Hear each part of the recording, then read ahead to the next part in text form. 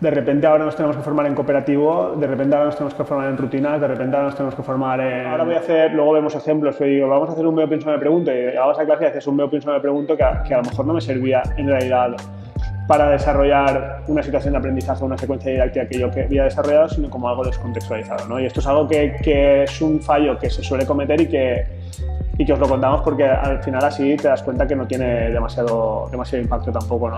Y explorar ideas, otras que son para sintetizar esas ideas y otras que son para profundizar en las ideas. Por lo tanto, muy enfocado a lo mejor a trabajar la objetividad, ¿no? A que ellos se dieran cuenta de que a lo mejor emitimos juicios de valor muy rápido. Yo sé que incluso cuando lo hemos hecho con profesorado, ¿no? Que estimulemos mucho la conversación entre los alumnos, porque hacer visible el pensamiento no es solo que esté colgado, sino que se pueda conversar sobre él, que se cree un espacio físico en la clase sería ideal, donde se pudiera hacer visible todo lo que se va haciendo, ¿no? Si quiero empezar activando conocimientos previos, pues puedo hacer puedo hacer el piensa, cuestiona, explora, por ejemplo.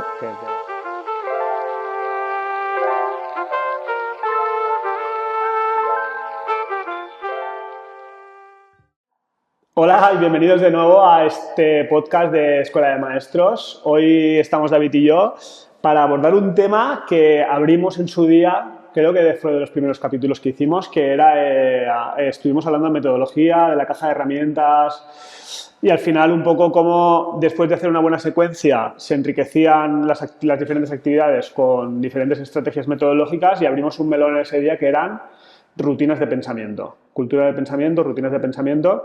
Dijimos que lo abordaríamos en otro momento, ya de forma más detenida y pues bueno, hablaríamos un poco de su utilidad, de si realmente funcionan, no funcionan y nada, bienvenido David a mi casa. Bienvenido a Victoria Cruz, ¿no? Sí. Siempre agradecidos al espacio. Bueno, hablaremos de rutinas de pensamiento que no son destrezas de pensamiento. Correcto.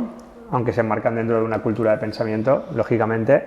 Pero bueno, es un tema muy interesante, muy importante, que nosotros, cuando empezábamos a hablar con Víctor Fernández, nuestro compañero en el cole, de este tema, pues cogió mucha fama, mucho auge, ¿no? El tema de las rutinas. De hecho, hacíamos incluso formación específica de rutinas de pensamiento y que parece, no sé, a mí me da la sensación de que poco a poco se ha ido diluyendo y que no ha acabado de impactar directamente en las secuencias didácticas de los profes, ¿no? A no ser que estén un poquito forzadas en algunas propuestas editoriales. Si te das cuenta y un poco, perdón, o sea, para que no se nos vaya este tema, esto nos pasa muchas veces, ¿no? Al profesorado, que de repente ahora nos tenemos que formar en cooperativo, de repente ahora nos tenemos que formar en rutinas, de repente ahora nos tenemos que formar en ciertas cosas que sí, que tienen un boom y que luego no tienen impacto en realidad, ¿no? Y esto, bueno, nosotros siempre somos partidarios de tener bien estructurada la secuencia y luego enriquecer y tener ese abanico. Bueno, la respuesta rápida a si las rutinas son útiles o no es que sí, sin duda. Lo que pasa es que hay que buscar el momento oportuno, la rutina oportuna y utilizarla de forma no esporádica, sino que se vaya integrando en las prácticas habituales, ¿no? Porque si no, pues cuesta mucho al inicio que esto vaya aterrizando bien. Pero bueno, si quieres, y muy breve, ¿no? ¿De dónde nacen las rutinas? Es en el marco de la investigación del Proyecto Zero de Harvard, con Ron Richard, con David Perkins, con Howard Gardner implicados en esa línea de investigación, donde lo que se pretendía es hacer visible el pensamiento, ¿no? Entonces, en este marco, de hecho hay un libro que se llama así, Hacer visible el pensamiento. ¿Que tú te has leído? Que yo me he leído, que digamos que es el origen, ¿no? De esta investigación, o sea, la conclusión de esta investigación y el origen de las rutinas en el sentido de que después, por lo que hemos ido viendo y apreciando, pues les han cambiado el nombre por el camino, han incluido cosas que no son. Esto es como todo, esto ya es otra historia, ¿no? Pero lo que es el origen de las rutinas de pensamiento aparece en ese marco de esa investigación y hay un total de 21 rutinas de pensamiento. O sea, perdona que te corte. Tú en ese libro, porque es verdad que lo tienes y que yo prometí leérmelo en su día porque no quería ser más ignorante que tú. No, es verdad que quería, pero es muy tocho, es muy súper gordo, ¿no? El libro y por eso no me lo leo. No, no es por eso, pero... No es tocho, ¿eh? Lo que pasa es que era caro. Es por verdad, eso no te quería... No, la versión en papel, ¿eh? Claro. La versión en papel creo que valía 100 y pico euros sí. Y luego la versión digital, ¿la tienes en digital tú? No voy a decirlo. Prefiero decir que la gente piense si me he gastado ese dinero o menos en el digital. En culturizarte.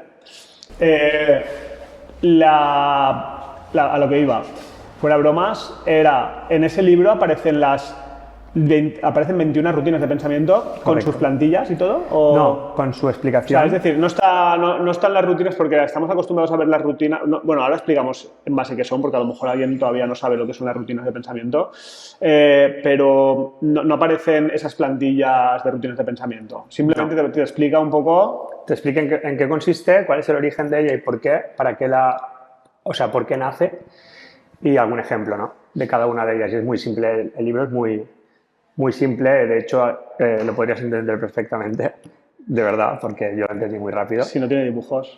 Sí, muy fácil.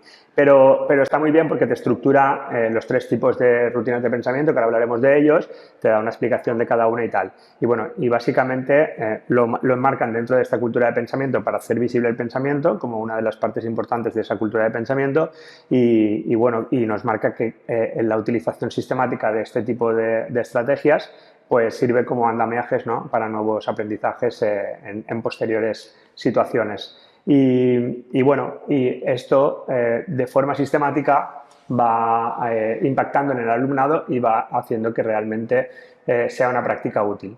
El primer tip que damos es que descontextualizadas las rutinas pues carecen de valor, ¿no? Que eso nos pasó a nosotros. Bueno, un poco retomando, ¿vale? Y por simplificarlo muchísimo, para el que a lo mejor no sepa o no haya utilizado nunca, son una especie de fichas, ¿no? Se podría transformar en unas fichas, una serie de preguntas, una serie de dinámicas con un propósito que cuando las repites mucho en el tiempo, al final de lo que se trata es de que se transforme en el método natural de pensamiento del alumnado, ¿no? Es decir, las fichas, que muy bien dices, es la consecuencia de, pero la técnica o estrategia metodológica es la rutina, que luego muchas de ellas acaban derivando en fichas que facilitan la aplicación de la estrategia. Porque una de las partes importantes que explican es que, y por eso lo de hacer visible el pensamiento, es que se vea visualmente cuál ha sido ese proceso, ¿no? Metacognitivo, podemos decir. ¿O? Sí, total. Es una parte dentro de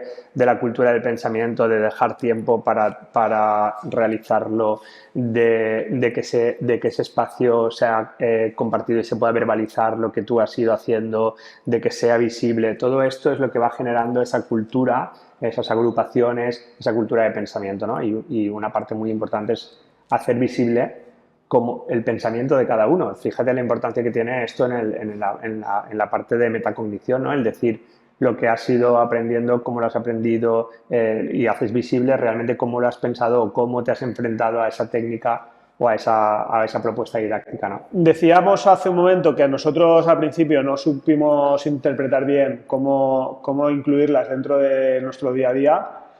Realmente hicimos una formación sobre rutinas de pensamiento, nos enseñaron muchos ejemplos y tal, pero es verdad que luego cuando nosotros tirábamos a hacerlo en clase, pues pensábamos en la estrategia como fin, no como medio de. Es decir, ahora voy a hacer, luego vemos ejemplos, pero digo, vamos a hacer un veo, pienso, me pregunto, y llegabas a clase y haces un veo, pienso, me pregunto que a lo mejor no me servía en realidad para desarrollar una situación de aprendizaje o una secuencia didáctica que yo había desarrollado, sino como algo descontextualizado, ¿no? Y esto es algo que es un fallo que se suele cometer y que os lo contamos porque al final así te das cuenta que no tiene demasiado impacto tampoco, ¿no? Claro, esas 21 rutinas que nos presentan los autores tienen 3 bloques. Entonces, las tienes que utilizar para esto, ¿no?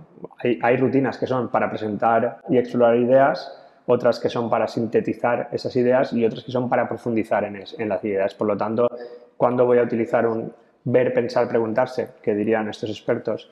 Pues en el bloque 1, ¿no? Para presentar y explorar ideas. Entonces, cada una de ellas en el momento oportuno y con el contexto adecuado, pues van a ir funcionando poco a poco. Y en la práctica, como por ejemplo, el ver pensar, preguntarse, ¿no? El ver, pienso, me pregunto, sí, ¿no? Sí. Que se utiliza tradicionalmente. ¿En qué contexto crees que práctico podríamos utilizarlo y para qué nos podría servir? Claro, en este sentido, en el primer bloque de rutinas, que normalmente nosotros en nuestra secuencia didáctica es donde más las utilizamos, que es para esa presentación y exploración de ideas, para esa activación de conocimientos previos, para esa motivación delante del alumnado, pues tiene mucho sentido que se les presente un estímulo ambiguo, en este caso para veo, pienso, me pregunto, se les tiene que presentar un estímulo ambiguo, sea una fotografía, sea un vídeo, sea un espacio, en el cual pues, el alumnado pueda discernir bien entre lo que está viendo simplemente con el sentido de la vista sin utilizar Juicios de valor, ese ¿no? juicio de ya pensar en lo que está viendo, sino ver simplemente directamente. Esto sería la primera columna, entendiendo la plantilla, la ficha, ¿no? Veo y escriben todo lo que ven. Luego, una vez visto y analizado sin juicios de valor lo que estaban viendo, van a pasar a la columna del pienso, pienso lo que es, y por último se hacen preguntas. Y de esas preguntas ya pueden hacer múltiples exploraciones acerca del tema que estamos tratando. Por ejemplo, la imagen que solemos utilizar en las formaciones. Si ponemos una imagen de un niño levantando una ola del mar y de dentro hay mucha basura, pues a partir de ahí, en la parte de veo, no tendremos que juzgar si está contaminando o si está limpiando, porque son interpretaciones, ¿no? Solo vemos el mar, vemos basura, vemos al niño, vemos tal, vemos arena, bla, bla, bla. Pienso que está reciclando, pienso que está ensuciando, pienso que el mar está muy contaminado, pienso que no está tan contaminado como dicen, bla, bla, bla. Y me pregunto qué podemos hacer nosotros para mejorar, que bla, bla, bla, bla. Y a partir de ahí puede salir un problema. Ahí estaría muy enfocado a lo mejor a trabajar la objetividad, ¿no? A que ellos se dieran cuenta de que a lo mejor emitimos juicios de valor muy rápido. Yo sé que incluso cuando lo hemos hecho con profesorado, ¿no? Que de repente, no, pues es un niño que está, pues, limpiando el mar o que está viendo, bueno, y primero, ¿cómo sabes que es un niño? Porque al final estaba de espaldas, ¿no? Y que tenía el pelo corto, largo, ya está sacando un juicio de valor, y esto es lo que ellos se tienen que dar cuenta, ¿no? Cuando ven una imagen, cuando ven un vídeo, cuando están en una situación, es muy fácil sacar un juicio de valor. Es que se acaba de estampar uno ahí en la puerta. Se ha dado un golpe, wow. Sí, tío. Pero está bastante lejos, ¿no? No lo sé, tío, pero se habrá hecho daño. Sí. Está bien, pero... Sí, está bien. Bueno, pues eso espero. Vaya tela. Bueno, ya no está. Bueno, ahora ya está. Ya está ido. Bueno, ayudaría a que nos hiciéramos conscientes de que emitimos juicios de valor muy rápido. Vuelve. Y realmente les ayuda a hacerse conscientes de eso, y además nos sirve, como decías tú, en este caso tiene un doble propósito, porque cuando es el me pregunto nos ayuda a buscar puntos de interés del alumnado, a evaluar conocimientos previos y a partir de ahí poder estirar del hilo en base a sus intereses y a sus inquietudes, ¿no? Sí. O sea que eso es bastante interesante. Sí. Claro, nosotros decimos que normalmente siempre en esas primeras actividades solemos utilizarlas, ¿no? Sí. Pero no son las únicas actividades donde podemos utilizarlas. No, y antes de, si quieres, meternos en dónde las utilizamos o en la mayoría de ocasiones cómo las utilizamos, hay una parte de que también nos habla muy claro en el libro, y es la parte de consejos generales a la hora de implementarlas en las aulas, ¿no? Al principio, bueno, el primer consejo que yo no he visto ahí, pero es que el profesorado tenga paciencia, porque al principio cuesta bastante, ¿no? Pero sobre todo nos dicen que todo vale dentro de esto. No, esta activación de conocimientos previos o esta evaluación de ellos no tiene que ver con calificar nada, sino que todo vale, que dejemos a los alumnos que puedan hablar, que puedan decir lo que quieran, que luego que las puedes utilizar muy, muy, muy a tu manera. Quiero decir, un veo, pienso, me pregunto, por ejemplo, que es la más típica, se puede hacer en gran grupo, se puede hacer en individual, en cada uno en su ficha, se puede hacer columna por columna, se puede hacer que cada vez se hable de una columna. Quiero decir, cada uno lo va a utilizar a su manera, y esto lo que te permite es que se pueda utilizar tanto en educación infantil como en primaria, como en secundaria, como en bachillerato, como en cualquier etapa. Y por lo tanto esto también es una potencialidad. Luego, que estimulemos mucho la conversación entre los alumnos, porque hacer visible el pensamiento no es solo que esté colgado, sino que se pueda conversar sobre él. Que se cree un espacio físico en la clase sería ideal, donde se pudiera hacer visible todo lo que se va haciendo, y lo dicho, ¿no? Y que se vaya adaptando a tus propias necesidades. Ahí es verdad que, bueno, como decíamos, nosotros hicimos esa formación inicial, empezamos a utilizarlas y la realidad es que dejamos de utilizarlas. Sinceramente, nosotros veíamos que era una pérdida, o sea, interpretábamos que era una pérdida de tiempo, porque en realidad para hacer a lo mejor una rutina te pegabas 20-25 minutos, además te rompió un poco la marcha, porque si no la tienes bien programada, hacías hacías la rutina de pensamiento de turno y es cierto que al principio cuesta muchísimo porque el alumnado, y esto es curioso, ¿no? Porque es verdad que muchas veces cuando preguntamos en clase, muchos tienen miedo de responder, sobre todo cuando no sabe, porque el que sabe la respuesta, ese tiene prisa por levantar la mano y decir que lo sabe, pero como aquí las respuestas son tan abiertas, la participación baja mucho al principio. Al principio es en plan, ostras, es que ¿qué me está preguntando? Es que no sé qué decir y tal, y nosotros era, tío, y había que estirar mucho porque era, cualquier respuesta es buena, cualquier respuesta es válida, tú, di lo que ves, lo que piensas, qué te preguntas, quiero decir, no hay una respuesta válida para esto. Y cuando lo entienden, al final se generan muchísimos debates, ellos traen muchas de sus experiencias previas a la clase y se nos iba mucho el tiempo, porque no la tenías bien programada, a lo mejor tú pensabas que eso lo ibas a hacer en 10 minutos, tenías tu clase preparada y de repente veías que se te había ido media hora y era un poco como decir, ostras, ¿esto es útil o no? Y lo dejamos de utilizar.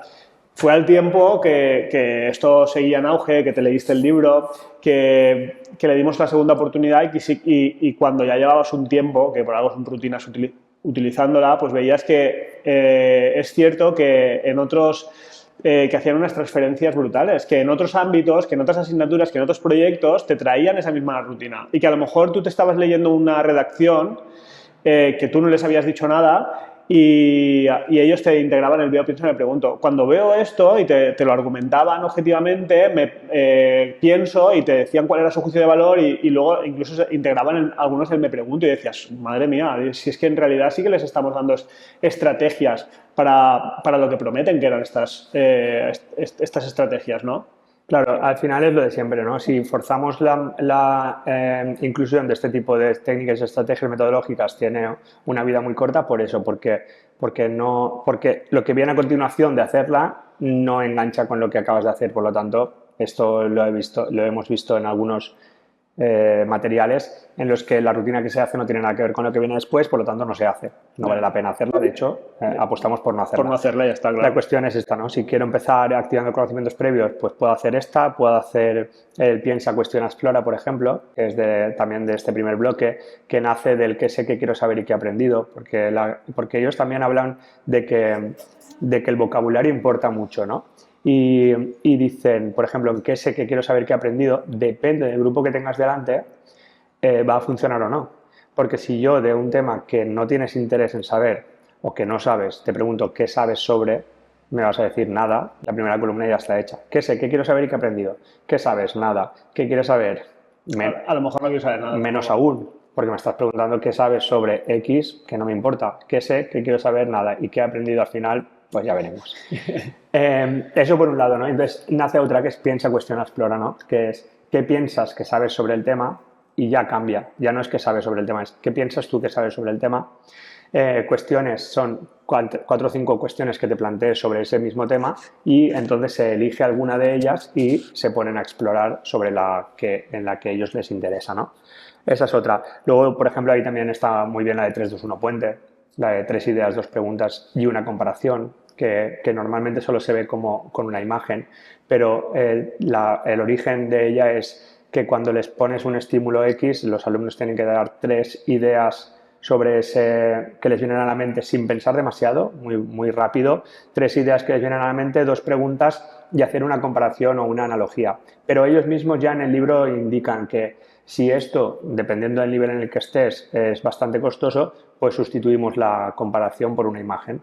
Entonces, 3-2-1 puente es 3 ideas, 2 preguntas, una imagen y lo bueno que tiene también es que esto se puede hacer al inicio del proyecto para ver los conocimientos previos y hacerla otra vez al final para ver si esas 3 ideas, esas 2 preguntas y esa imagen han cambiado. Si han cambiado es porque durante el proceso hemos hecho que vayan aprendiendo otras cosas, ¿no? Y abajo hay como una conexión, cómo conectan estas ideas con las que tú tenías antes, ese puente de lo que tú pensabas a lo que tú piensas ahora, ¿no?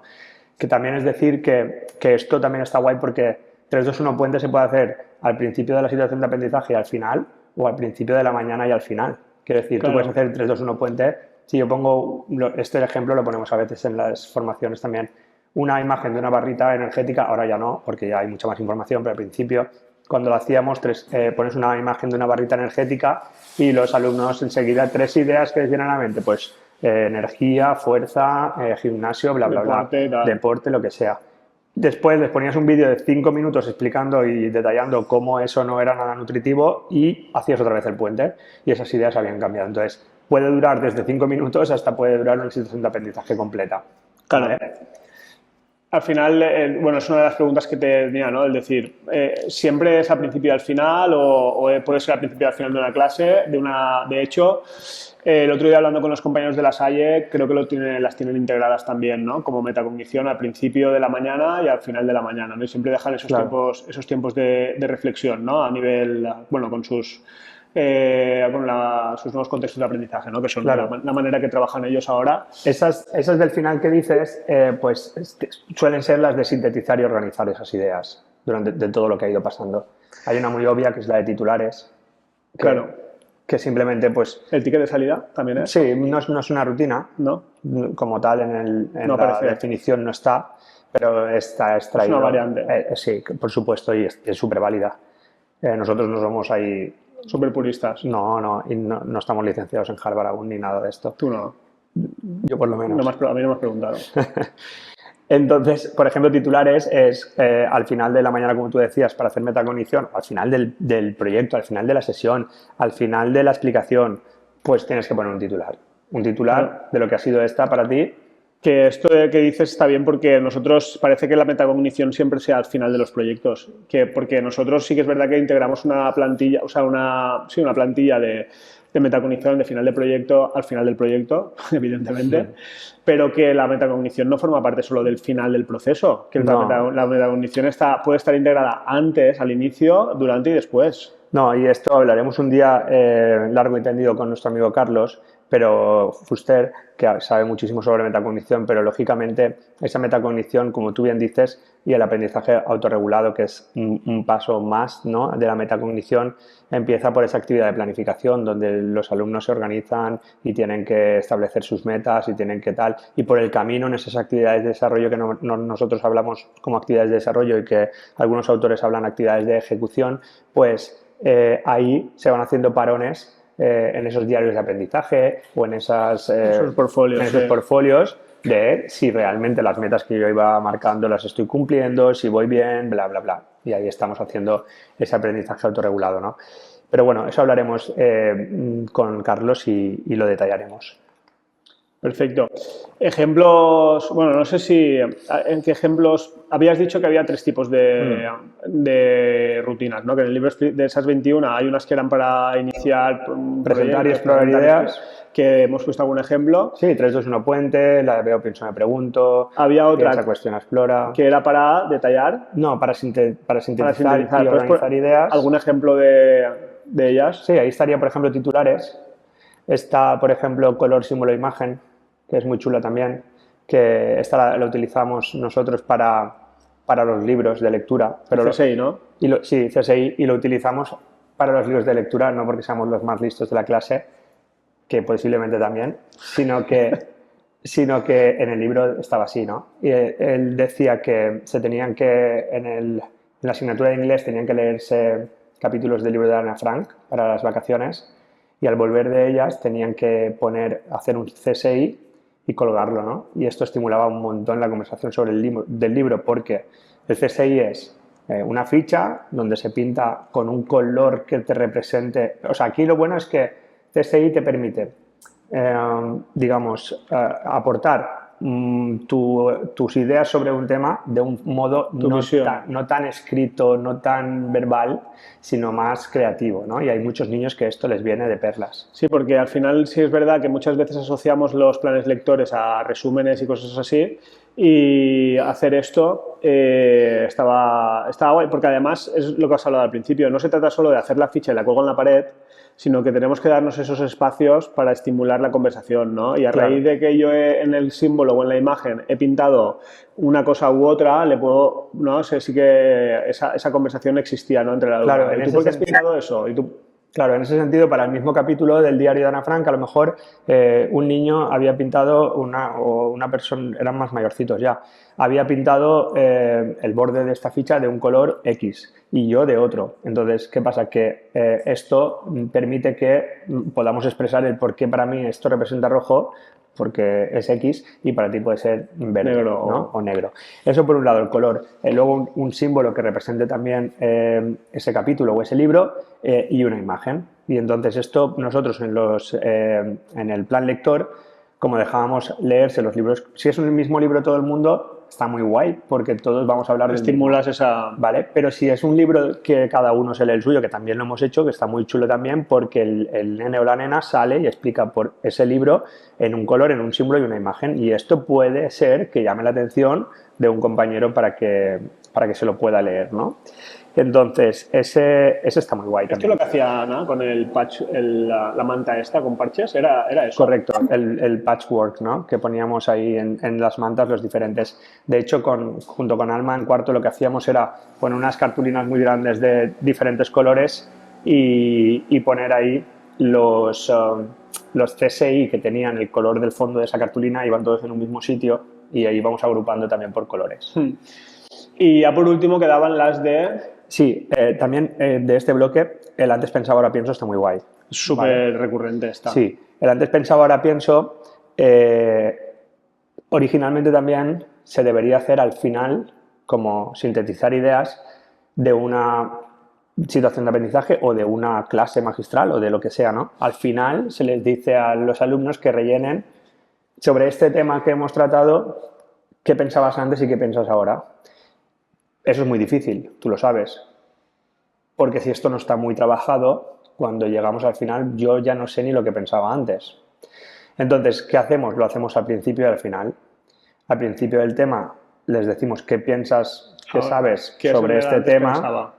y eso cuando llegamos al final se habrá pasado a la casilla del antes pensaba y ahora dejas caer lo que ahora piensas. Lo que está claro es que estas estrategias van un paso más allá. O sea, pretenden promover reflexiones profundas, ¿no? No es una cosa de todos tienen que tener la misma respuesta, sino Claro. que se tienen que exprimir un poco el coco. De hecho, hay algunos alumnos que no le encantaban tampoco, porque era como que tenían que pensar mucho, que tenían que... Y no estaba, como que no estaban muy acostumbrados, ¿no? A tener que hacer las... No, ni mucho menos. Y realmente tú sabes que el sistema educativo ha estado montado mucho tiempo para alumnos muy capaces de memorizar y de volcar en una prueba, y que estos mismos a veces cuando se salían de ese contexto pues fallaban, ¿no? Cuando las familias han venido a decir es que si trabajan en equipo no sabe, ya, lo siento, a mí también me gusta trabajar solo a veces, pero a veces hay que trabajar con gente, ¿no?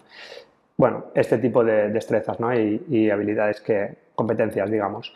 Bueno, eso por ahí. Luego hemos dicho que había otras que son para profundizar, ¿no? En esas ideas. Pues ahí, por ejemplo, está el qué te hace decir eso. ¿Qué te hace decir eso? Pues permite que cuando el alumno diga que esto es un cuadro del barroco, no se quede en que es un cuadro del barroco, sino ¿qué te hace decir eso? Pues que tiene estos elementos, este tipo de pintura, estos acabados, me lo invento, porque no me acuerdo mucho de barroco, pero todo lo que tenga que tener, ¿vale? Eso, por ejemplo, podría ser. ¿Y del modernismo? Mejor, se me da mejor, pero otro podcast. ¿Qué te hace decir eso? Es muy buena, porque muchas veces los alumnos se lanzan a la piscina a decir sin realmente pensar por qué han dado esa respuesta, y entonces esto les hace recapacitar realmente de por qué están dando esa respuesta y les puede venir muy bien. Luego está otra que es círculo de puntos de vista. Eso está guay. Esa es muy chula y ellos la representan, o sea, se tiene que representar con un círculo. Imaginaos que en una sala estamos muchas personas sentados en la misma sala, ahora mismo donde estamos aquí en Victoria Cruz, y como estamos sentados Guille y yo, no tenemos la misma perspectiva de la sala. Yo puedo decir que es muy luminosa porque estoy mirando el cristal, y tú puedes decir que es más oscura porque estás mirando la pared. Entonces, bajo una situación, dependiendo del lugar en el que estés, vas a tener un punto de vista u otro, ¿no? Y esto, pues se les presenta un estímulo donde hayan diferentes posibilidades de puntos de vista. Para practicar con ellos se puede hacer una imagen donde tenga muchos personajes o muchos incluso personajes inanimados, y ellos tienen que elegir uno. Entonces tienen que pensar. Yo me acuerdo cuando nos hicieron a nosotros el curso, era con el cuadro de las meninas, ¿no? Si no recuerdo mal. El de las Entonces tenías que elegir un personaje y ¿qué piensas? O sea, ponte en su piel y qué piensas, ¿no? Claro. Y era hasta divertido. Y nosotros lo utilizamos con una que también creo que nos ayuda en este sentido, Víctor, un cuadro que estaba representado una Blancanieves, el marido de Blancanieves sentado en el sofá mirando la tele, Blancanieves con 2 niños al brazo, uno cogiéndole del vestido sí. y tal, y entonces, claro, todo el mundo enseguida va, pues vaya tela, este hombre, ¿no? Lo típico, ¿no? Pero claro, alguno de los asistentes a la formación tiene que ser el hombre, y entonces cogían ese punto de vista y decían, pues bueno, llevo tal, no sé, y se tenían que defender ese punto de vista, que eso es difícil. Al final es una estrategia metodológica que va más allá, ¿no? También, y trabajar un poco la empatía, el que cuando vayas a juzgar, antes de juzgar, pues que valores todos los puntos de vista que hay, etcétera, etcétera. Y que más allá o sea, que al final este tipo de estrategias no van solo a lo académico, ni mucho menos, sino que van más allá, ¿no? A intentar proporcionar herramientas para tu día a día y para bueno, para esa ciudadanía activa, ¿no? Y esa... Bueno, está bien. Bueno, hay alguna más como oración, frase, palabra o tomar posición en una situación, tomar posición y bueno, todas se pueden parecer o sea, pueden ser muy parecidas, ¿no? O en el fondo, algunas de ellas, pero sí, bueno, con matices. Sí. Piensa en cuestión explorar y, por ejemplo, que sé que quiero saber que he aprendido, pues a lo mejor tal, pero bueno, todas tienen un matiz más y todas la enriquecen. Y luego lo dicho, es fundamental cogerla y no ser estricto en su aplicación, sino que me pueden interesar 2 columnas de esta rutina ahora mismo porque mi objetivo está vinculado a... De hecho, hay muchas variantes. En infantil, Total. por ejemplo, nosotros en el cole las suelen utilizar en infantil y están como muy simplificadas. Claro. Bueno, nosotros tenemos recursos colgados en la web, ¿no? Sí, yo pensaba que a lo mejor a este vídeo deberíamos asociar este catálogo, o sea, estas fichas que tenemos ya realizadas de rutinas. Gratis. Sí, por un like. Yo es que me muevo a base de likes. Ya. O sea, no me importa. La parte del dinero es más el like. Que si nos dejamos like. Necesitas valoración. Sí. ¿Qué va? No, la dejaremos aquí porque podría estar colgado en la web, todavía no lo está, pero podría estar y es algo que creo que puede aportar valor. Le diremos a Fanny, que está aquí, que haga una entrada del blog. A ver si ha estado atenta al podcast. Perfecto. Bueno, ya hasta aquí, ¿no? Yo creo que un poco ha recogido todas las inquietudes que tenemos, o que yo por lo menos intento situarme en mi yo del pasado y esas inquietudes que podía haber tenido en ese momento. Ahora sí que te digo que es una estrategia a la cual no renunciaría jamás. Creo que es muy útil y que, como acabo de decir, les proporciona muchas herramientas al alumnado de cara hablando de transferencias, ¿no? Porque al final es algo que a lo mejor no hemos entrado en profundidad, pero todas las transferencias que se pueden hacer utilizando estas rutinas en un contexto dado como una situación de aprendizaje, pero que se pueden exportar a cualquier otro ámbito, me parecen bestiales. Así que os animamos a que, como nosotros las utilicéis y no las dejéis, que también como digo nosotros, que las dejamos de utilizar porque pensamos que no era muy útil, porque me quitaba mucho tiempo, porque no acababa de verlo y tal. Porque os decimos que sí, que utilizadas de forma rutinaria, ¿no? Por decirlo, son súper útiles. Súper. ¿Algo más? Haremos otro para diferenciar de las destrezas. El término destrezas de pensamiento, que no es... Sí, que no es exactamente lo mismo, pero bueno, nacen del mismo lugar, pero hablaremos en otro podcast. Vale, pues nada. ¿Quieres despedirlo tú? Dale like, suscríbete, todas esas cosas. Sí, bueno, yo ya lo he dicho, un like para dejar ese catálogo, ese dossier de rutinas de pensamiento para vuestras situaciones de aprendizaje. Sería lo suyo, un like o un comentario ahí agradeciéndolo. Estaría muy guay. Pues nada, nos vemos en el próximo capítulo. Hasta pronto.